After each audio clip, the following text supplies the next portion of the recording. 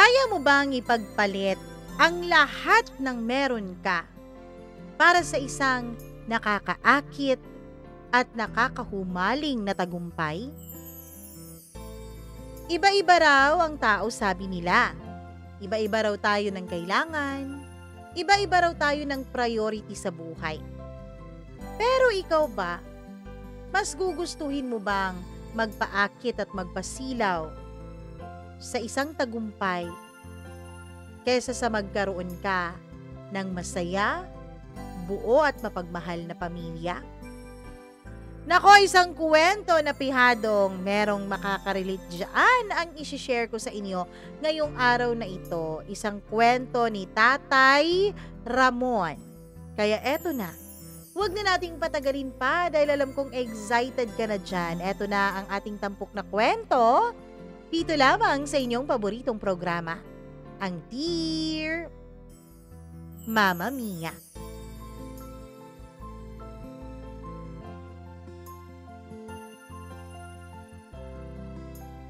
Marami na tayong naririnig na kwento ng tagumpay.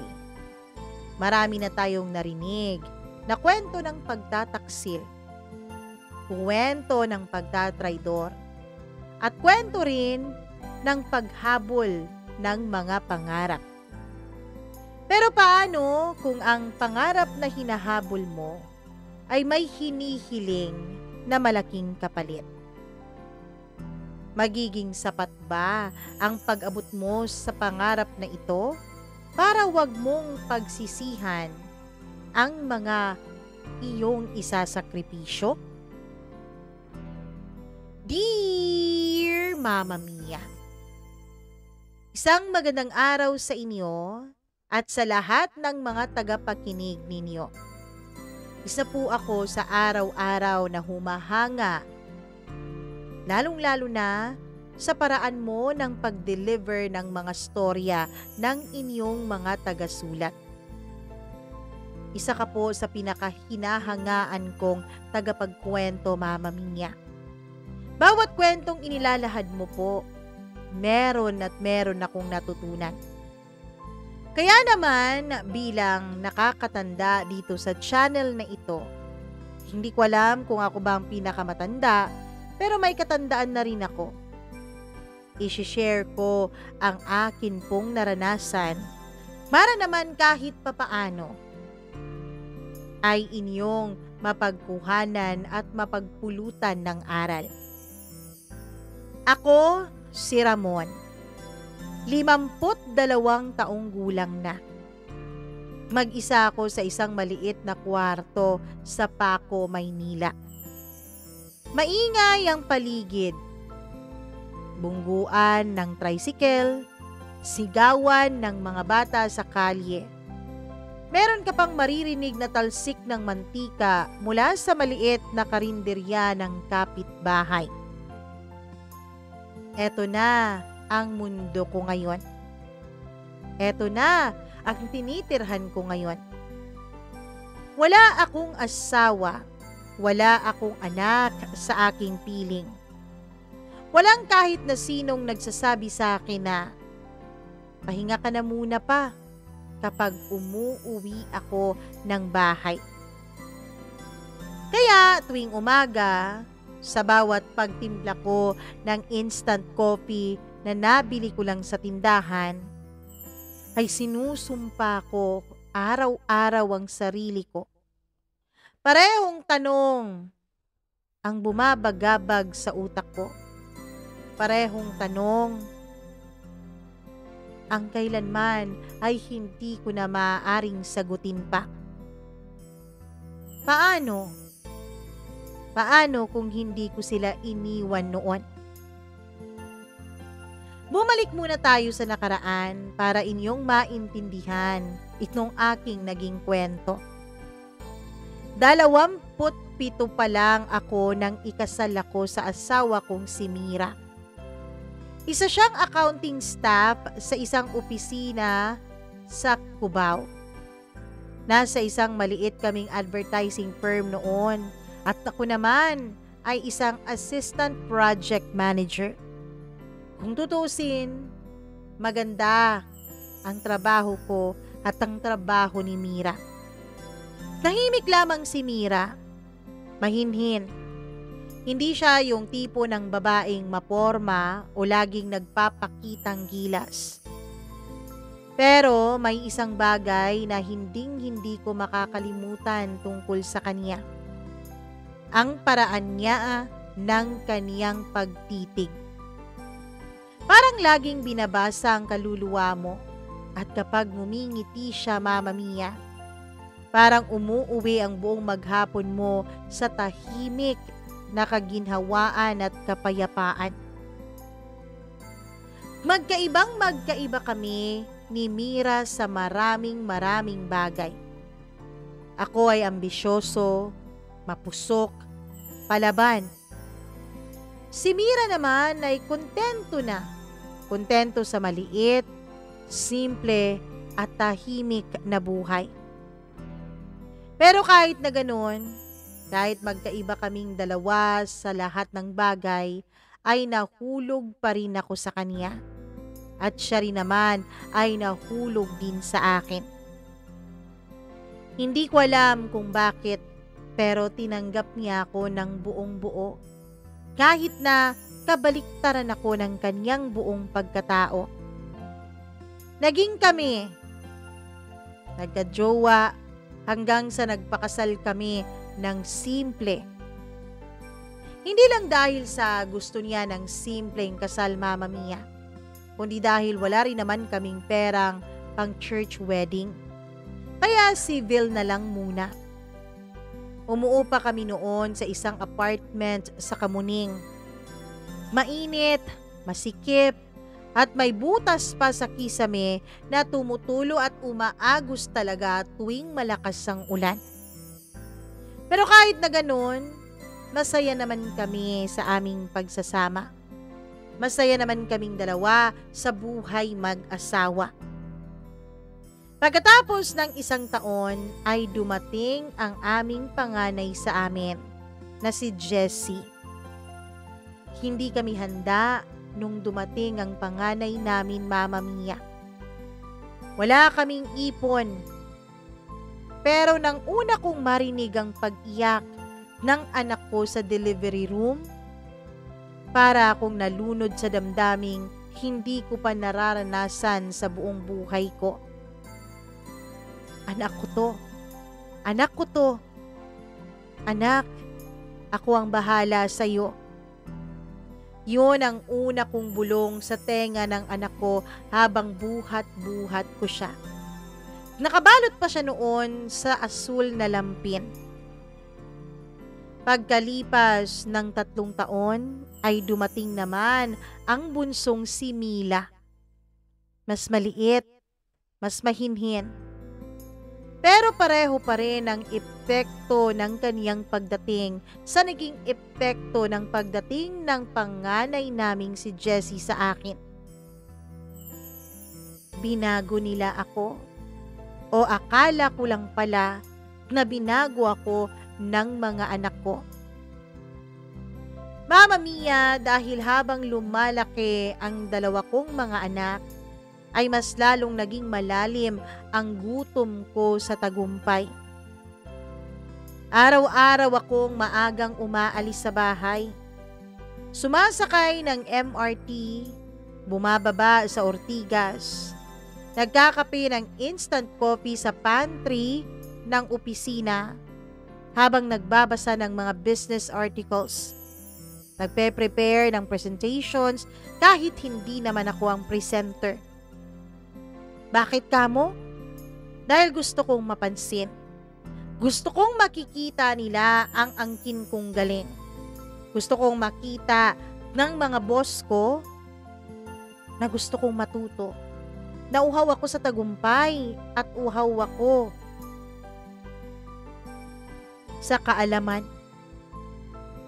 Gusto kong ma-promote. Gusto kong umangat. Pero sa tuwing uuwi ako, Mama Mia, nagkakaroon ako ng isang reality check. Hinahampas ako ng realidad. May asawa akong pagod na naghihintay. May dalawang batang gustong-gustong yakapin ako, pero hindi ko magawang makipagsabayan sa kanila dahil sa dami ng iniisip kong mas importante. Isang gabi, habang tulog ang mga bata at naguhugas ng pinggan si Mira, nagsimula akong magbukas ng topic tungkol sa isang alok sa akin. Siya nga pala, Mama Mia. Meron kasing matagal-tagal nang sinasabi sa akin ng boss ko. Kaya lang dahil hindi pa naman sigurado ay hindi ko pa naikukwento noon sa asawa ko. Tinago ko na muna sa kanya hanggang sa naikwento na nga ng boss ko sa akin ang tungkol sa isang alok na napakahirap tanggihan. Isang alok na kahit na sino ay maaakit na tanggapin. May nakausap ako kanina, yung dati kong boss. Nag-o-open daw kasi sila ng branch sa Singapore ng kanilang opisina. Alam kong nabigla ang asawa ko pero hindi niya ako sinagot kaagad. Tiningnan lamang niya ako.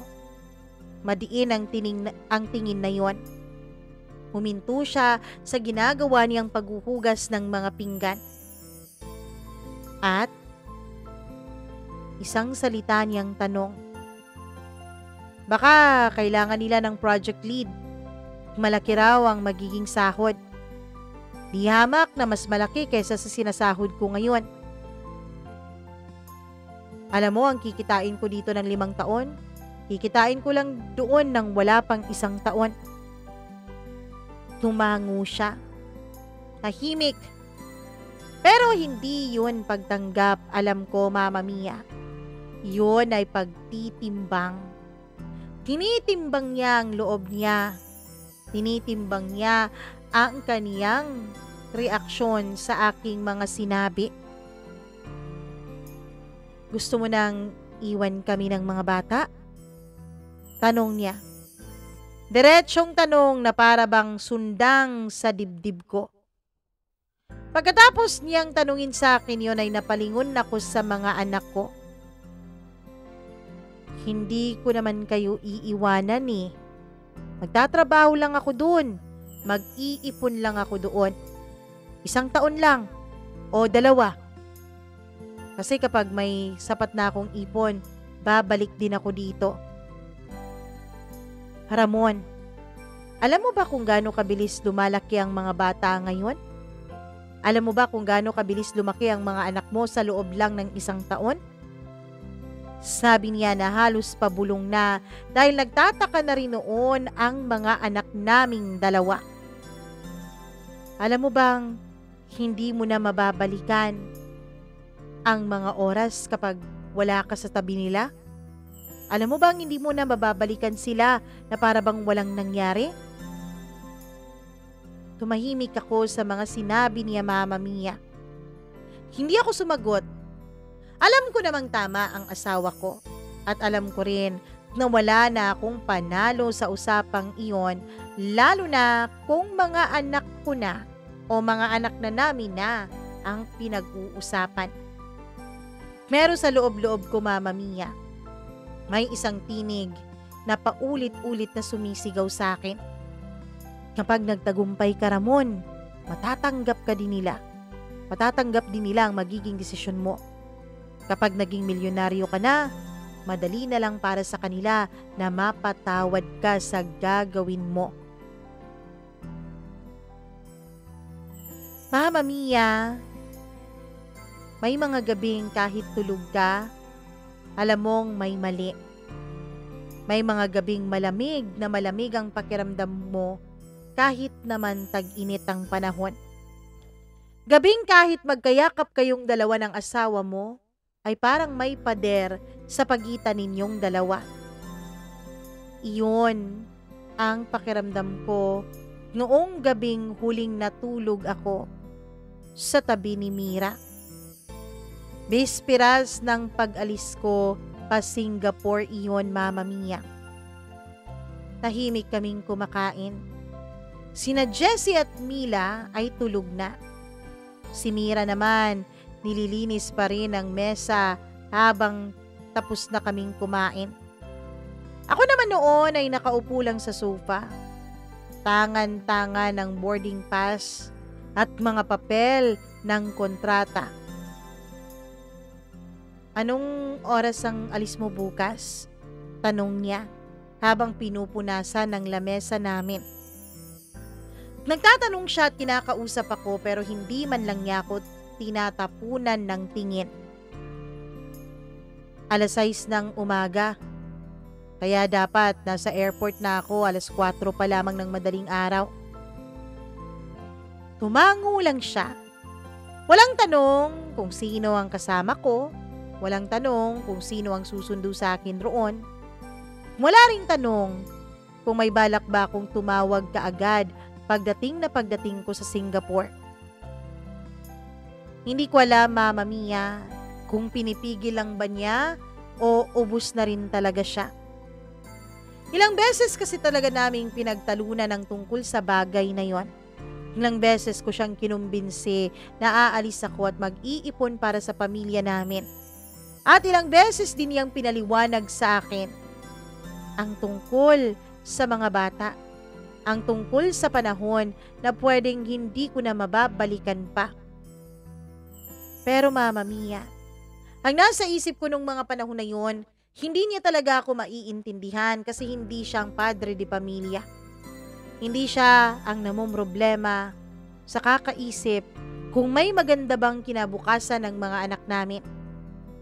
Iba kasi talaga kapag ang isang lalaki ang namumroblema ng kinabukasan ng kaniyang pamilya. Alam ko kasi bilang lalaki, tungkulin ko pong i-provide ang lahat sa pamilya ko. Hanggang sa paulit-ulit na lang kaming nagdidiskusyon at nag-aaway dahil sa bagay na yon. Sa huli, ay wala rin naman siyang nagawa. Sa huli, ay tinanggap pa rin niya ang naging desisyon ko. Pagkatapos naming mag-usap saglit ay nagtungo ako sa kwarto ng mga bata. Si Jessie, ang panganay ko, ay nakayakap sa laruan niyang kotse. Ang bunso naman ay may dede pa sa kanyang bibig. Lumod ako sa gilid ng kama. Hinalikan ko ang noo ng anak kong panganay na si Jessie. "Anak, aalis muna ang papa ha. Magtatrabaho lang ako sa malayo. Para sa inyo to. Para mabili ko na lahat ng laruan na gusto mo. Lahat ng pagkain na gusto mong kainin." Hindi siya kumilos. Pero sa isip ko, alam kong maiintindihan din ako ng anak ko. Sana nga. Kasi kahit na mag-aapat na taong gulang pa lamang siya noon, alam kong maiintindihan niya rin ako balang araw. Lalo na kapag naging ama na siya. Lalo na kapag nagkaroon na siya ng sarili niyang pamilya. Kinabukasan, bago mag-3:00 ay bumangon na ako. Tahimik akong naligo, nagbihis, isinuot ang puting polo at slacks. Bit-bit ang isang maliit na maleta at isang backpack. Ay lumabas ako ng kwarto at nagtungo sa sala kung saan nakaupo ang asawa kong si Mira na kanina pa pala gising. "Ayoko ng drama, Ramon." Aniya, hindi pa rin siya tumitingin sa akin. "Wala namang drama," sagot ko. "Kung totoo nga ang sinasabi mong para sa amin to ng mga bata, sana Ramon, balikan mo kami ng buo, hindi ng isang piraso. Alam mo naman siguro ang kwento ng mga kapitbahay natin, Ramon, 'di ba? Yung iba nag-abroad. Yung iniwan nilang mga asawa dito nagloko. Kung hindi naman yung mga asawa dito ang nagloko, yung mga asawa na nandun sa abroad. Isa lang ang masisiguro ko sa iyo, Ramon. Hindi ako magloloko. Sana ikaw din ay ganon. Huwag kang mag-alala. Hindi ako magloloko doon. Sana nga, Ramon. Sana nga. Hindi ko na sinagot ang sinabi niya, bagkus ay lumapit na ako at hinalikan ko na siya sa pisngi. Wala siyang naging galaw. Wala ring halik na binigay sa akin pabalik. Tinitigan ko lamang ang asawa ko sa huling pagkakataon, kahit na ayaw niyang tumingin sa akin. Nung palabas na ako ng pinto, ay tumagilid siya sa kabilang dako para hindi niya ako makitang lumalabas. Mama Mia, aaminin ko, may bigat sa damdamin ko habang lumalabas ako papalayo sa bahay namin. Pero, sa isang banda, ay meron ding lumalaking pag-asa. Meron ding excitement kung ano nga ba ang naghihintay sa akin dun sa Singapore. Habang nasa eroplano ako, hindi ko maiwasang tingnan ang mga kamay kong nanlalamig. Hawak-hawak ko ang passport ko at habang tumitingin sa ulap sa labas ng bintana ng eroplano, pilit kong kinukumbinsi ang sarili ko. Tama ang desisyon mo, Ramon. Ito ang tama. Sino ba naman ang ayaw ng magandang buhay para sa pamilya, hindi ba? Sino ba naman ang hindi nangangarap ng buhay na masagana? Bahay na may sariling garahe, aircon sa bawat kwarto, scholarship para sa mga anak, retirement savings, pang-travel. Sino ba naman ang hindi nangangarap ng ganon? Minsan, kailangan mong magsakripisyo. Kailangan mong isakripisyo ang ngayon para sa isang matatag at magandang kinabukasan. At ako, Mama Mia, pinili kong isugal ang ngayon ng pamilya ko para sa bukas naming lahat. Nagdarasal ako noon na sana nga tama ang pagsugal at pagtaya ko. Sa unang araw ko sa Singapore, Mama Mia, ay napansin kong mainit pero napakalinis din naman ng paligid. Tahimik pero napakamoderno. Singapore na nga ito. Pagkababa ko ng eroplano ay sinalubong ako ng driver na pinadala ng kumpanyang pagtatrabahuan ko. Hinatid niya ako sa isang studio-type condo na inuupahan ng kumpanya para sa akin, na malapit sa Clark Quay. May aircon, may view, meron din namang internet. Hindi pa naman grabe ang internet nung mga panahon na yon, pero meron na. May hot shower din. Kompleto sa gamit, Mama Mia. Kompleto sa gamit na wala sa sarili naming bahay ni Mira. Pero kahit na kompleto ito sa gamit, pakiramdam ko ay merong malamig na malamig doon. Wala yung boses ng panganay kong si Jessie. Wala yung yakap ng asawa kong si Mira. Wala yung kaluskos niya sa kusina habang naghahanda siya ng makakain namin at kaming mag-aama ay naglalaro sa sala.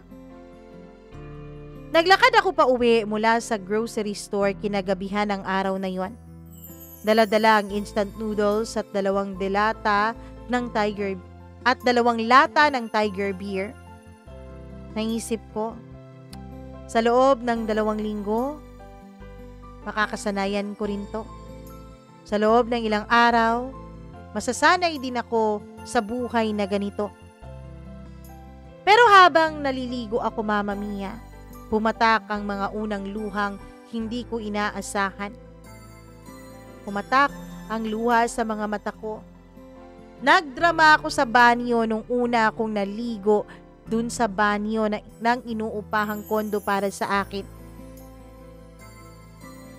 Mama Mia, tumatawag pa ako kay Mira noon. Tuwing gabi, tumatawag ako dahil nagkumuha ako ng numerong pwede kong tawagan. Kahit minsan ay walang signal, Mama Mia, ay pinipilit kong tawagan ang mag-iina ko. Si Jessie noon ay nagsisimula pang mag-aral na magsalita ng diretsyo. Ang bunso ko na mga anak, madalas ay iyak lang. Kapag kinakausap ko, iyak lang ang naririnig ko. Anak si Papa to. Papa? Tanong ni Jessie. Parang Naguguluhan kung bakit nakakausap niya ako pero hindi naman niya ako nakikita. Oo anak, si Papa to. Di ba mahal mo si Papa? Papa, bakit rinig ko boses mo pero wala ka? Pautal-utal noon na tanong ng anak ko. Masakit yun para sa akin, Mama Mia. Masakit ang tanong na yun ng anak ko sa akin pero pinilit ko pa rin na magpakatatag. Pinilit ko pa rin umiti at kumbinsihin ang sarili kong tama ang desisyon mo, Ramon. Mama Mia, si Mira naman sa kabilang linya kapag siya na ang kausap ko. Alam kong pilipilit din na magpakatatag at ngumiti. Pero alam ko, kilala ko ang asawa ko. Sa tono pa lang ng boses niya, kahit pilit niyang itago ang lungkot niya, alam kong nalulungkot siya. Alam kong namimiss niyang magkasama kami buong pamilya. Paglipas ng 2 buwan, naging buwan-buwan ang tawag namin ni Mira. Minsan hindi nasasagot, minsan late na. Hanggang sa ang buwan-buwan na tawag ay unti-unting nawala. Hanggang sa naging quarterly na lang ang tawag na yon. Hindi ko alam, Mama Mia, kung mas ginusto ko yon o kung nasanay na lang ako na hindi ko nakakausap ang pamilya ko. At habang paakyat ng paakyat ang ranggo ko sa pinagtatrabahuan ko, ay pataas din naman ng pataas ang distansya ko sa kanila. Pahaba ng pahaba ang namamagitan sa amin ng pamilya ko. Mama Mia, ang mga oras na dapat sana'y kausap ko ang asawa ko, kakwentuhan ko ang mga anak ko, ay napalitan na rin ng ibang mga bagay. Ang mga gabi ko ay napuno na ng inuman, babae, bar, promotion. Ang kumpanya kasing napasukan ko ay multinational company, Mama Mia. Mabigat ang titulo nito sa larangan ng negosyo sa buong mundo. Malaki ang sweldo. Maganda rin ang titulong meron ako. Kaya naman, naging likas ang paglapit ng maraming babae sa akin. Pati nga, kahit mga babaeng hindi bayaran. Pati nga, mga babaeng katrabaho ko. Lumalapit din at inaalok ang kanilang mga sarili sa akin. Minsan, mga kliyente ko rin. Mga kliyente ng kumpanya na hindi ko alam kung bakit naaakit sa akin hindi naman ako nagagwapuhan sa sarili ko. Isang gabi, isang kasamahan ko sa trabaho ang nagtanong sa akin, "Do you have kids?" Tanong niya. Yeah, I do. Sagot ko. "Do you visit them?" Not yet. Maybe next year." Pero Mama Mia, ang sinabi kong maybe next year, ay mas maganda pa ata ang maybe this time. Dahil hindi dumating ang next year na yon. Mama Mia, kapag narating mo na ang tuktok ng bundok na pinilit mong akyatin sa loob ng ilang taon, ano nga ba ang makikita mo doon? Mararamdaman at madadatnan mo ba yung ligayang iniisip mo? Yung ligayang inaasam-asam mo? O mawawala ka sa hangin at lamig ng nasa taas? Sa una, oo. Napakasarap sa pakiramdam na naabot ko na ang rurok ng tagumpay sa karera ko, Mama Mia. Sa loob ng halos 4 na taon ko sa Singapore, ay naging senior project director ako. Nakakasuot na ako ng mga branded na polo sa araw-araw. Bumili na nga ako ng kotse doon kahit hindi ko naman laging kailangan. Kasi maganda naman ang transport system sa Singapore, hindi katulad dito sa Pilipinas. Pwede ka namang mag-train. May credit card akong may limit na higit sa ₱250,000. Nakatira ako sa isang service condominium na may gym, may pool, at may security 24/7. Pagkatapos ng trabaho, ay laging may inuman kami ng mga katrabaho ko. May babaeng hahawak sa braso mo, mga Pilipina ring katulad ko, pero mas agresibo, mas palaban. Hindi katulad ng Pilipinang asawa kong iniwan ko sa Pilipinas. May mga Thai din, may mga Vietnamese.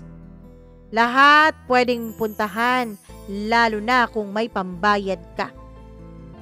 At ako, Mama Mia, may pambayad ako. Laging makapal ang pera sa pitaka ko.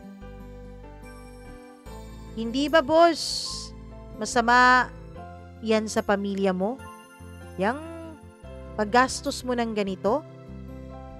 Minsan, natanong sa akin ng bagong intern na Pinoy din. Di, wag mo akong gayahin. Wag mong gayahin tong ginagawa ko dahil makakasama ito sa pamilya. Sagot ko sabay halakhak. Mama Mia, tumingin siya sa akin na para bang nawalan ng respeto. Pero wala na akong pakialam. Wala akong pakialam dahil sa ayaw niya at sa gusto, kailangan niya akong respetuhin bilang isa sa mga boss niya. Wala din akong pakialam kung ano man ang iisipin ng ibang tao. Pakiramdam ko kasi noon, I am the king of the world. Sa akin ang mundo sa paningin ko nung mga panahon na yun. Habang lumalalim ang pagkakalunod ko sa makamundong ligaya, palalim naman ng palalim ang katahimikan ng asawa kong si Mira. Hindi na siya tumatawag, hindi na rin siya sumasagot sa mga tawag ko. Minsan kapag sinusubukan ko siyang i-message sa Skype, Mama Mia, red lang ang nakalagay o nabasa na. May mga pagkakataong magpapadala ako ng pera sa bank account niya. Pero hindi na ganun kalaki. Kahit lumaki ang sahod ko, kahit lumaki ang posisyon ko, hindi lumaki ang pinapadala ko. Bagkus, nabawasan pa ito. Pero alam ko naman na kahit binawasan ko ng konti, sapat pa rin naman ito para sa mga bata, para sa gastusin. Pero hindi na siya nagpapasalamat sa akin gaya ng dati. Wala na siyang thank you. Wala na ring pagpapaalam o pag-a-update na nakuha ko na. Wala nang kahit na anong tugon. Tahimik na pagtanggi. Yun ang nararamdaman kong ginagawa sa akin ng asawa ko. Isang uri ng pagkawala na hindi idinadaan sa sigaw, kundi sa tahimik na kawalan. Dati, Mama Mia, buwan-buwan akong pinapadalhan ni Mira ng mga litrato ng mga anak namin. Mga birthday, Pasko, graduation. Pero ang mga yon ay unti-unti nang nawawala. Ang huling litratong natanggap ko ay litrato ni Jessie. Grade 5 na raw ang panganay namin. Nakangiti ito sa stage habang may medalyang suot. Kasama niya ang kapatid niya na may hawak na bulaklak. Pero wala si Mira sa litrato. May ibang lalaki sa likod ng mga anak ko. Nakayakap pa ito kay Jessie. Nakasuot ng polo at nakaakbay din sa anak kong babae, sa bunso ko. Sino siya? Tanong ko noon sa utak ko. Tumawag ako, Mama Mia. Walang sagot. Nag-chat ako sa Yahoo Messenger niya. Wala ring sagot. Hanggang isang araw, nakatanggap ako ng mensahe mula sa hindi ko kilalang numero. Wala ka na sa buhay nila. Ako na ang tinatawag nilang tatay. At kasunod ng mensaheng yun ay may isang larawan. Si Jessie. Hinahalikan ang pisngi ng lalaking nakita ko doon din sa larawan niya sa recognition niya nung grade 5. Tapos yung bunso kong anak na babae, nakaupo sa kandungan niya. Mama Mia, para po akong nilunod ng tubig ng 5 taon kong kasalanan. Para po akong nilunod ng tubig ng ilang taon kong kasalanan sa mag-iina ko. Sa gabing yun ay nagpakalasing ako. Oo, mahilig akong uminom pero hindi naman ako nagpapakalasing ng sobra. Pero sa gabing yun, hindi ko alam ang pakiramdam. Gusto kong lunurin ang lungkot at galit na nararamdaman ko sa puso ko. Tumanganga lang ako sa kisame habang umiikot ang mundo. Nakatingin ako sa kisame ng kondo na dati kong ipinagmamalaki. Ang ganda kasi ng lugar. Kumpleto sa lahat ng gamit. Pero ang lamig, napakalamig. Hindi yung lamig na nanggagaling sa aircon, kundi yung lamig na nanggagaling sa masidhing kalungkutan. Walang amoy ng sabaw, walang tunog ng tumatakbong bata, walang reklamo ni Mira tungkol sa magulong buhay. Malinis nga, pero napakatahimik at parang walang kaluluwa ang bahay na yon. House. Yun. Yun ang bahay na yon at hindi home. Umiiyak ako habang hawak-hawak ko ang lumang litrato naming 4. Ako, si Mira at ang 2 naming mga anak. Lahat kami noon ay nasa picnic ground sa Tagaytay. Nakadamit pa kami ng puti. Ang laki-laki pa ng ngiti ko doon. Tapos, Mama Mia, tinanong ko ang sarili ko. Nasaan na ba ang lalaking ito? Sino nga ba ang lalaking ito? Hindi ko na siya kilala. Totoo, hindi ko na makilala ang sarili ko. Mama Mia, nung lumipas pa ang 1 pang taon ay nagsimulang gumalaw ang kumpanya. Ang akala ko dating kumpanya na matatag, dating kumpanyang matayog, ay dadapuan din pala ng problema sa ekonomiya. Dadapuan din pala ng problema dahil nagkaroon ng recession sa taon na yon. Kaya naman nagkaroon ng restructure, nag-downsize ang kumpanya at nagkaroon ng retrenchment. In short, Mama Mia, nananggal ng mga trabahante o empleyado ang kumpanya. Hindi ako kabado sa una. Mataas kasi ang posisyon ko eh. Marami akong nadala sa kumpanya. Mga kliyente, mga matatagumpay na proyekto. Loyal ako. Kaya alam kong magiging loyal din sa akin ang kumpanyang ito. Hanggang isang araw, Mama Mia, tinawag ako ng HR namin. Napaka-professional ng HR namin, hindi katulad ng HR sa Pilipinas na may emosyon. Doon sa Singapore, professional lahat. Maikli lang ang naging usapan namin. Mr. Isidro, unfortunately, we have to let you go. Your department is being dissolved as part of global integration. Nang marinig ko yun, ay para akong pinagbagsakan ng langit at lupa. Ito na lang ang meron ako eh. Ito na lang ang pinagmamalaki ko. tapos mawawala pa sa akin. Nang matapos ang usapan na yun ay tumayo ako, tahimik. Mula akong ibang sinabi at sinagot dun sa HR, kundi okay. Pagbalik ko sa kondo ko, Mama Mia, ay wala akong balak na umuwi pa. Pero wala na rin naman akong choice. Malapit nang matapos ang kontrata ko doon sa unit. Mahal pa naman sa Singapore at wala na akong income. Wala ring gustong tumanggap agad sa akin. Kung hindi overqualified, overpaid, at outdated. Nagsisimula na kasi noon, Mama Mia, ang era ng computer. Nagsisimula na noon ang era ng computer na parang mas gusto ng mga kumpanya, lalong-lalo na ng mga global companies, ng mga mas bata dahil mas maalam sa computer.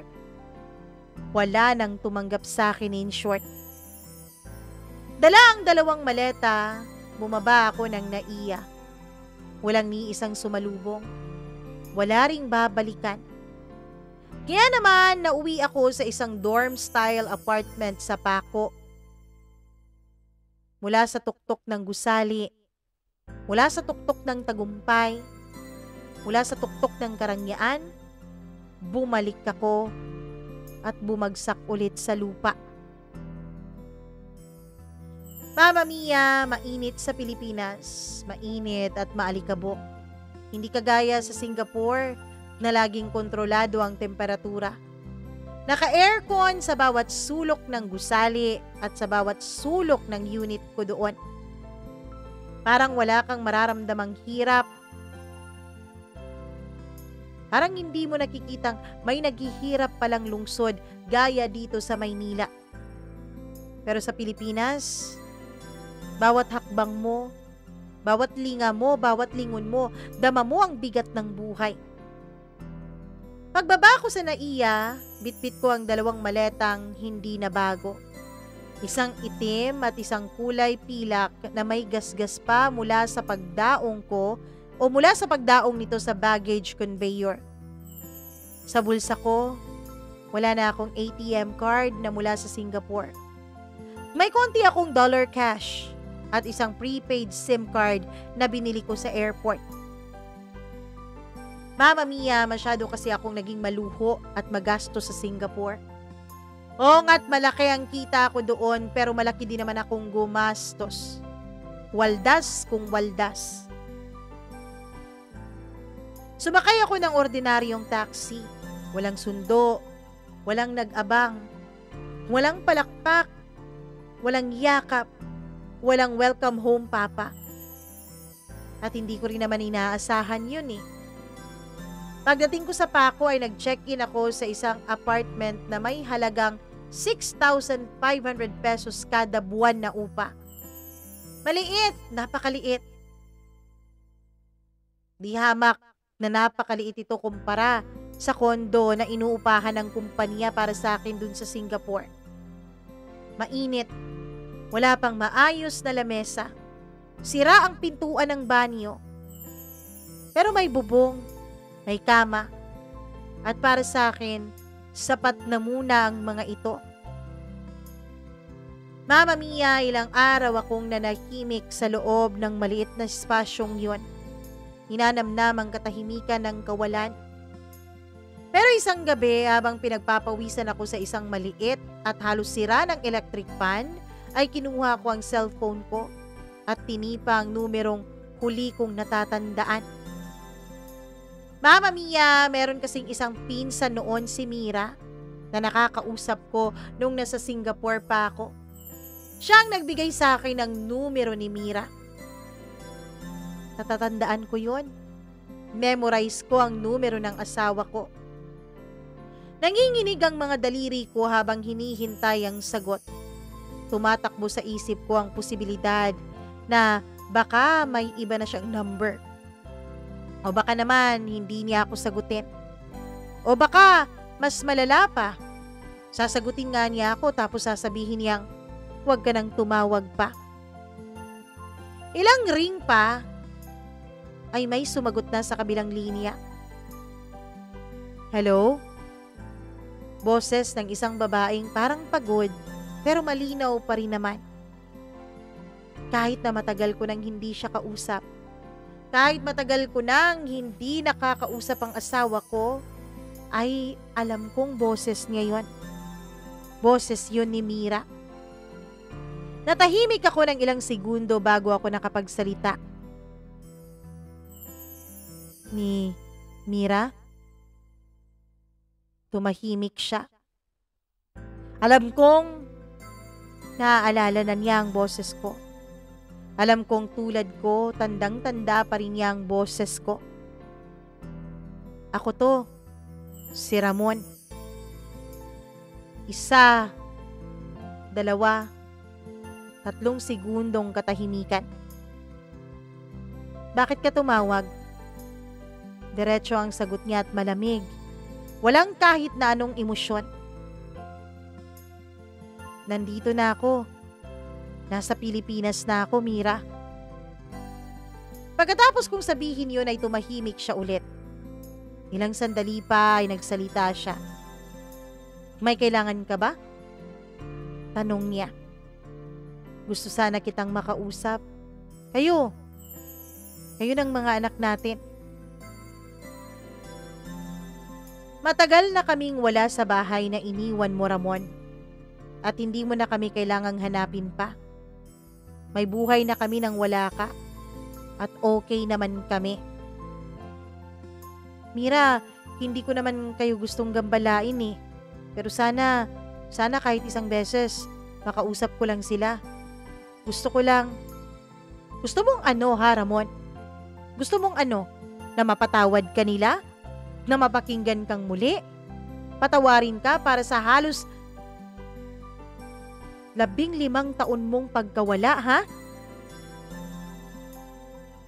Hindi ako nakapagsalita. Namumuo ang luha sa mga mata ko pero pinipigil ko. Mira naman, bigyan mo naman ako ng isa pang pagkakataon lang. Kahit isa lang. Hindi bilang asawa, kundi bilang ama. Pakiusap ko sa kanya. Huminga siya ng malalim. Sa wakas, isang maikling tugon ang sinabi niya. Si Jessie, college na. Si Mila naman, gagraduate na ng high school. Kung gusto mo silang makita, ako na lang ang kakausap sa kanila. Pero Ramon, eto lang ang masasabi ko sa'yo. Wag na wag mong aasahan na ituturing ka pa nila bilang ama.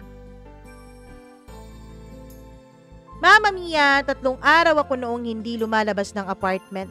Naghihilamos lang ako, nag-aahit. Inaayos ang damit ko. Hindi na branded, hindi na mamahalin. Lahat ng branded na damit ko na nadala ko ng Pilipinas ay binenta ko na rin. Para meron akong pantustos, lalong-lalo na sa upa ko. Pero maayos pa rin naman ang itsura ko at disente. Ibinenta ko rin ang huling relong Swiss ko para may pantustos ako sa pagpunta ko sa lungsod para makita ko ang mga anak ko. Kinabukasan noon ay tinext ako ni Mira. Sa linggo, 3 p.m. sa isang cafe sa Mandaluyong. Sabi niya, bago pa mag-alas 3 ng hapon ay naroon na ako nung linggong sinasabi ni Mira. Kinakabahan ako. Pawis na pawis sa akong likod ko. Hawak-hawak ang maliit na kahon ng pasalubong. Mga tsokolate, keychains, isang munting stuffed toy para kay Mila kahit alam kong hindi na rin bata ang bunso kong anak. Pumasok ako dun sa lugar na sinabi ng asawa ko. Malamig, tahimik, pero may mga mangilan-ngilang pamilyang kumakain. May magjowa, meron ring mga magulang at anak. At doon ko sila nakita. Si Mira, ang asawa ko. Nakatayo, balingkinitan pa rin ang katawan niya. Pero mas maaliwalas na ang mukha niya kesa sa huli ko siyang nakita. May edad na pero halata mong may dignidad. Hindi na siya yung babaeng iniwan ko dati. Siya na ngayon ang babaeng tumayong matatag nang wala ako sa tabi niya. Sa likod niya, andon ang isang lalaking bata. Binata pala. Si Jessie. Matangkad, payat. May salamin ang mga mata. May hawig sa akin pero mas mahinin ang kanyang postura. At si Mila naman, masayahin ang mga mata ng bunso ko. Pero nakakunot noon ang mga mata niya pero nakakunot ang noon niya nung makita niya ako. Lumapit ako. Jessie, Mila. Wala akong sagot na nakuha. Umupo sila sa mga upuan na nasa harap ko. Tahimik. Nagsalita ang asawa kong si Mira. Yan ang tatay ninyo. Walang imik ang dalawa kong mga anak. Hindi ako nandito para guluhin kayo. Gusto ko lang humingi ng tawad. Alam kong walang kapalit ang mga panahong nawala ako. Mama Mia, tumingin ang bunso kong anak sa akin. Bakit ngayon ka lang? Alam mo bang, wala akong natatandaan na kahit na isang alaala tungkol sa'yo. Ngayon lang ako mga anak dahil ngayon ko lang natanggap na ako ang nagkamali. Hindi mo na mababalik ang mga birthday namin na wala ka. Ang mga gabing nakikita naming umiiyak si mama. Ang mga graduation at ang mga pictures ng bawat okasyon nang wala ka sa mga litrato. Galit at madiin ang boses ng panganay kong anak na sa wakas ay nagsalita na, si Jessie. Hindi ka na namin kailangan pa. Pero kung gusto mong magsimula ulit, hindi ka naman namin pipigilan. Pero sana wag mong asahang makakabawi ka kaagad sa amin. Tumango ako, Mama Mia. Ayos lang mga anak. Wala akong inaasahan. Kahit masilayan ko lang kayo ngayon, sapat na para sa akin. Pagkatapos ng kalahating oras ay tumayo na silang tatlo. Wala nang yakap. Wala ring huling salita pero bago sila lumabas ay nilingon ako ni Jessie. At dun ko nakita ang konting puwang. Isang maliit na pintuan na hindi patuluyang sinasara ng anak kong panganay. Hindi ko alam kung anong araw ang pinakamasakit, Mama Mia. Ang araw ba na umalis ako? O ang araw ba na nabalitaan kong may ibang lalaki na sa pamilya ko? O ang araw ba na tinawag akong estranghero ng sarili kong mga anak? Pero siguro ang pinakamasakit ay ito. Ang araw na wala na akong silbi sa mundo ng mga taong minsan kong sinumpaang hindi ko iiwanan. Ilang linggo matapos ang pagkikita naming yon sa cafe ay tumanggap ako ng trabahong inaalok ng kapitbahay kong si Mang Leo. Rider sa isang maliit na courier services sa Maynila. Wala akong motor pero may isa silang unit na pwedeng rentahan sa arawan. 550 ang kita kada araw sa trabahong yon. 250 naman ang upa sa motor at 100 para sa gaas. Minsan halos wala na akong naiuuwi pero kahit papaano, inisip ko ayos na ito kasi may ginagawa ako. Sa unang linggo pa lang ay napagod na agad ang katawan kong nasanay sa corporate life. Sumakit ang balikat ko, ang likod ko, ang tuhod ko. May araw na bumubuhos ang ulan habang may dala akong 3 box ng laptop delivery. Dati ako ang pinapadalhan ng pinaka-latest na laptop. Ngayon ako na ang nagdadala at nagde-deliver. Pero hindi ako nagrereklamo. Kasi sa bawat patak ng ulan, nararamdaman kong unti-unting nabubura ang kayabangan ng pagkatao ko. May isa akong naging rota sa Santa Mesa, malapit sa isang university. Sa unang tingin, ordinaryong delivery lang. Pero nang lumingon ako sa isang gate ay nakita ko si Jessie. Nakaupo sa bench at may hawak na notebook habang tinatawanan ng mga kaibigan niya. Hindi niya ako nakita, pero ako, hindi ko maialis ang tingin ko sa panganay kong anak. Matangkad na, matalino, marunong makisama. Hindi ko na kailangang tanungin, alam kong hindi ko na siya o hindi na ako bahagi sa mundo niyang iyon. Lumapit ang isang babae sa kanya. Maputi ito at maganda at naka-eyeglasses din. Tinapik siya sa balikat. Ngumiti ito at tumawa din ang anak ko. Mama Mia, parang inipit noon ang dibdib ko. Gusto ko sana siyang lapitan at sabihin, "Anak, proud na proud ako sa'yo." Pero sino ba naman ako sa paningin niya? Hindi na ako ang ama niya sa kanyang mga mata. Simula noon ay lagi ko nang sinasadyang kunin ng rotang iwan. Hindi para makialam, kundi para kahit papaano ay masilip ko ang anak ko. Isang minutong sulyap lang tuwing linggo sapat na para sa akin. Isang beses, Mama Mia, nakita ako ang mag-iina ko sa grocery. Mukhang masaya sila. Si Mila may dalang tote bag na puno ng snacks. Si Mira naman tumatawa. Si Jessie nagbibiro. At ako, nagtatago sa likod ng isang estante ng kape. Parang magnanakaw sa sarili kong kwento. Hindi ko alam kung bakit ko ginagawa iyon. Baka kasi yun na lang ang natitirang paraan para maramdaman kong may koneksyon pa rin ako sa mga anak ko. Mama Mia, isang gabi, habang nasa apartment ako ay napagpasyahan kong magsulat ng liham. Mahal kong Jessie at Mila. Mga anak, alam kong hindi sapat ang kahit na anong paliwanag para mapatawad ninyo ako. Pinili kong mangarap. Pero sa likod ng pangarap na yon, sinakripisyo ko ang pamilya natin. Sinakripisyo ko ang relasyon ko sa inyo. Hindi na ako umaasa ng kahit na ano. Pero kung may natitira pang pag-asa dyan sa puso ninyo, kung may natitira pang huwang para sa akin, kahit gaano kaliit, tatanggapin ko, mga anak. Mahal na mahal ko kayo. Nagmamahal, Papa.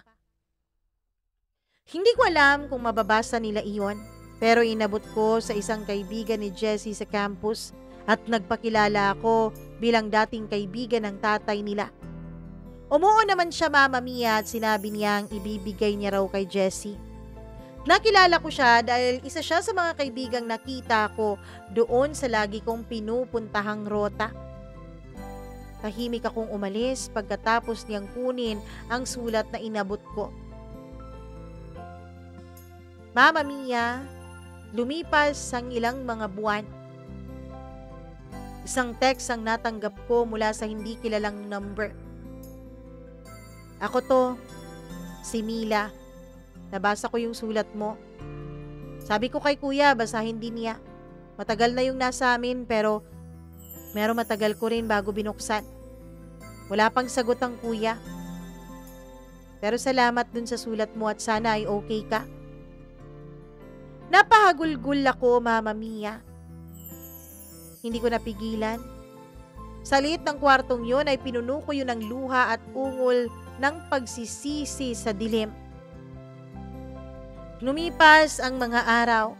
Matapos kong matanggap ang text mula kay Mila, gabi-gabi ko yung binabasa na parang isang dasal. Isang simpleng salamat at sana okay ka, pero sa puso kong matagal ng tuyo. Yun ay tila ulan sa desyertong lupa. At isang araw, habang papasada ako papasig, ay may tumawag mula sa hindi ko kilalang numero. Hello? Sagot ko nung pinahinto ko muna ang motorsiklo. Si Jessie to. Natigilan ako, Mama Mia. Halos bumaliktad ang sikmura ko sa sobrang kaba. Gusto mo bang magkita tayo? Tanong niya.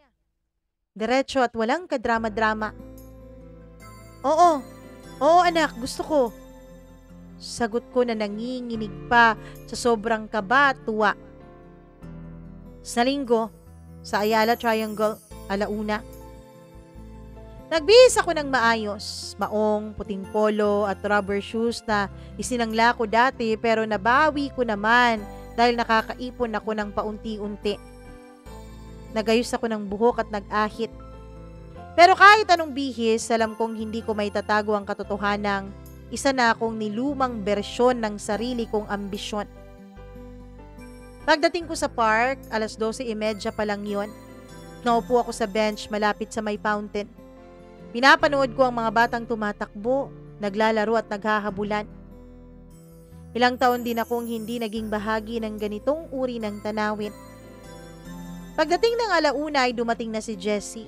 Matangkad, naka-backpack at nakapolo, may dalang mga libro. Tumayo ako, hindi ako nakatingin ng diretso sa kanya. Anak, Jessie na lang, at pwede bang Ramon na lang ang itawag ko sa'yo?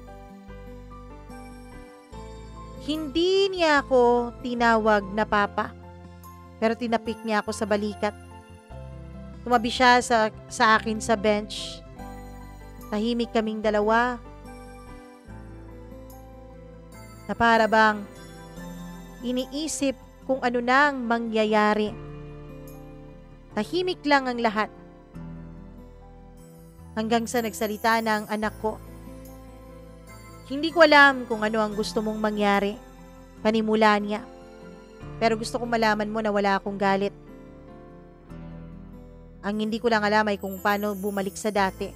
Kung paano ka ituring na ama. Hindi kami pinalaki ni mama na magalit sa'yo.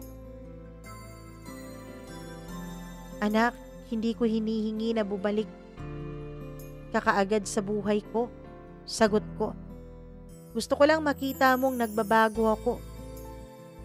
Sana kung may paraan man para mapatunayan ko yun, gagawin ko. Tumango siya. May paraan pero kailangan mong tanggapin na matagal pa to. Matagal pa bago mo ulit marinig. Natawagin kitang ama. Handa ako anak. Kahit buong buhay pa, hihintayin ko handa ako. Mama Mia, ilang linggo ang lumipas ay naramdaman kong mabilis na akong mapagod. Nangihilo ako kahit hindi na mainit. Minsan sumasakit ang tagiliran ko. Akala ko dahil lang sa trabaho, sa init at sa pagod. Pero nang isang araw ay himatayin ako habang nagde-deliver. Buti na lang at napahinto na noon ang motor ko at hindi ako nadisgrasya. Kaya naman napilitan yung mga tao sa paligid na dalhin ako sa ospital. At doon, sa isang maliit na ospital ay sinabi sa akin ng doktor, "May liver complications na po kayo, mister. Posibleng cirrhosis to. Matagal na po to. Kailangan nyo ng full diagnostics at gamutan." Hindi ako makaiyak noon. Tahimik lamang ako. Parang sinuntok ako ng sikmura ko sa sarili kong kasaysayan. Eto na. Nagresulta na ang gabi-gabi kong pag-inom dati sa Singapore.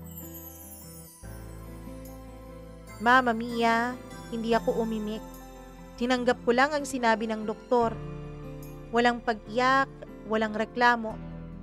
Kahit alam kong bahagi ito ng kabayaran sa mga nagawa ko. Tumawag sa akin ang bunso kong anak ilang araw matapos akong lumabas ng ospital. Narinig ko mula kay kuya, "Pupunta ka ba sa park bukas?" Tanong niya. "Oo, kung gusto mong pumunta anak." Hindi siya sumagot kaagad pero kinabukasan ay dumating naman siya. May dalang maliit na cake. Nilapag sa harap ko. "Sorry, tsaka ko palang nalaman. Late happy birthday," sabi niya. Napangiti ako. Umiwas naman ang tingin sa akin ng anak ko pero napansin kong nangingilid ang luha sa kaniyang mga mata. "Sorry kung wala ako sa lahat, anak ha. Hindi mo na mababalik yon. Pero nandito ka ngayon at yan na lang ang mahalaga sa akin. Tinabihan ako ng anak ko sa pagkakaupo. Tahimik lang kaming dalawa, Mama Mia. Tahimik na kumakain ng cake na dala niya. Pinapanood ang puno. Humihigop ng malamig na hangin. Hindi namin kailangang mag-usap ng mahaba. Ang presensya niya lang ay sapat na para sa akin. Mama Mia, lumipas pa ang napakaraming taon. At eto na ako ngayon. Wala nang trabaho. Dahil hindi na ako pwedeng magtrabaho dahil mahina na ako. Kaya naman, Mama Mia, ang tanging libangan ko na lamang ay ang makinig sa inyong programa. Siya nga pala, ang anak kong panganay na si Jessie, ang nag-aabot ng pera sa akin para pambili ko ng gamot, pambayad ko ng upa, at pambili ko ng pagkain. Si Mila naman ay minsang tumatawag sa akin at tinatanong ako kung kumain na ba ako o uminom na ba ako ng gamot. Hindi pa rin ako tinatawag ng papa ni isa sa mga anak ko, Mama Mia. Pero alam kong maswerte na ako. Dahil kahit sa pang-aabandon ako sa kanila, ay hindi ako inabandona ng tuluyan ng mga anak ko ngayon na naghihirap na ako at may sakit na. Mama Mia, gusto ko lang sanang kunin ang pagkakataon na to para makapagpasalamat sa asawa kong si Mira. Nakita ko at naramdaman ko na pinalaki niya ng maayos ang mga anak namin. Na hindi niya pinagkaitan ng pagmamahal ang mga anak ko at ni minsan ay hindi niya ako sinaraan sa mga ito. Dahil kahit na wala ako sa kanilang piling, kahit na hindi sabihin ng mga anak ko, ramdam kong tinatanggap nila ako, Mama Mia. At sapat na sa akin ang lahat ng yon. Para sa mga katulad ko, mga naghahabol ng ambisyon, naghahabol ng pera para sa kinabukasan, wala namang masama na maghabol tayo ng pera lalo na kung meron na tayong mga obligasyon, meron na tayong mga anak na pag-aaralin sa pagdating ng panahon. Pero sana kapag nandun na tayo, sana kapag tinatamasa na natin ang tagumpay, ay wag nating kakalimutan at tatalikuran ang rason kung bakit natin ginawa ang mga bagay na yon. Wag sana nating kalimutan kung bakit tayo nag-abroad, kung bakit tayo nagsimulang pangarap. Maraming salamat po, Mama Mia. Isinulat ko po itong kwentong ito hindi lang para humingi ng tawad sa pamilya ko, lalong-lalo na sa dati kong asawa. Isinulat ko rin ang kwentong ito para tutulan ang batas na isinusulong ngayon sa Senado. Ang batas na sinusulong ni Senator Lacson. Ang tungkol sa pagpapakulong sa mga anak na hindi susuporta o susustento sa kaniyang mga magulang. Sana bago tayo gumawa ng batas na yon, sana ay gumawa muna tayo ng mas mahigpit na batas para panagutin ang mga magulang na hindi inaalagaan ng maayos, hindi sinusuportahan, hindi pinapaaral ang mga anak nila. Dahil unang-una tayong mga magulang ang may obligasyon sa ating mga anak. Maraming salamat po. Lubos na nagmamahal at nagsisisi, Ramon.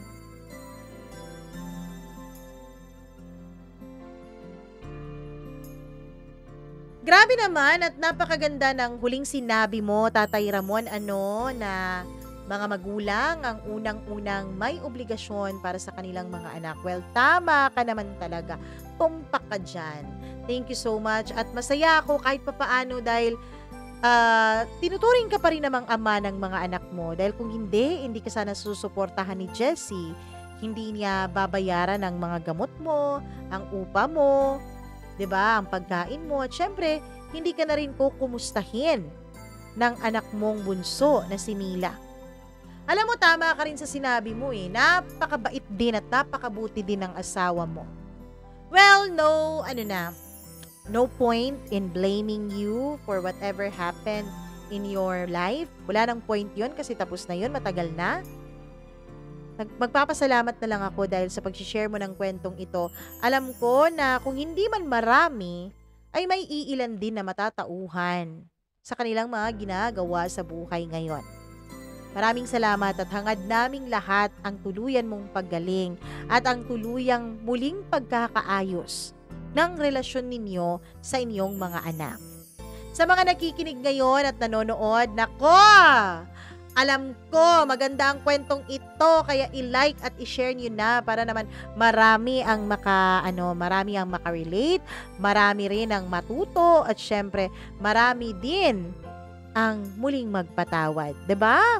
Sige, go na, i-share nyo na yan. At pagkatapos nyo i-share nyo rin na kayo ay nakapag-subscribe dito sa ating channel. Na-click mo na ba ang notification bell? Na-click mo na rin ba ang subscribe button? Dapat na-subscribe mo na kasi alam mo naman, ambisyosa ang Mama Mia ninyo. Inaambisyon ang 100,000 subscribers by the end of this year kahit na medyo malabo nang mangyari. Go pa rin tayo ng go, promote pa rin ng promote. At syempre sa lahat ng mga sumusuporta sa atin, maraming salamat po. Syempre sa mga merong sariling kwento ng buhay na nais nilang i-share, comment down below. Kung gusto nyo matuto kung paano mag-share o kung gusto nyo nang i-share, email lamang po kayo. Nandyan ang email natin sa baba, mamamiacdo0317@gmail.com mamamiacdo0317@gmail.com. Nako, maraming thank you sa inyo at bago tayo tuluyang magpaalam dito sa ating programa, hello muna ako kay Gimaras Girl, G. Antorio, Angeline Puaso at Maureen Tugab, ang natitira nating 4 na member dito sa ating channel. At syempre sa atin pong mga tagapakinig, nako, maraming salamat sa inyo. Hello din po ako, sandali Hello ako kay Marife Casinaw. Maraming salamat, Marife. Hi din ako kay Marlene Malacura, kay Raylene Komoto, maraming salamat. Frix Magno, Linda Abinales, sorry, mali ang apelyido.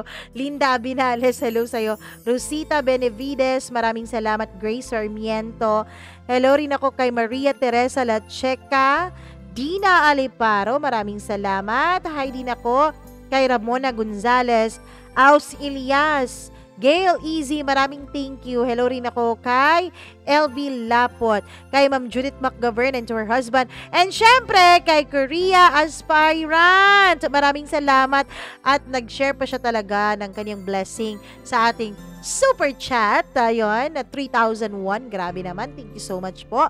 Maraming salamat, Rexlyn Barahim, at sa inyong lahat na nakikinig sa atin. Hindi na po ako magtatagal dahil alam ko na mayroon pa kayong maraming gagawin dyan. Kung gusto nyong magmukbang ng ating story ay pwede naman. Papapasalamat ako ng lubos dahil dyan. Paalam po sa inyong lahat. Mag-ingat kayo palagi. Stay safe and healthy. I love you all. Bye-bye!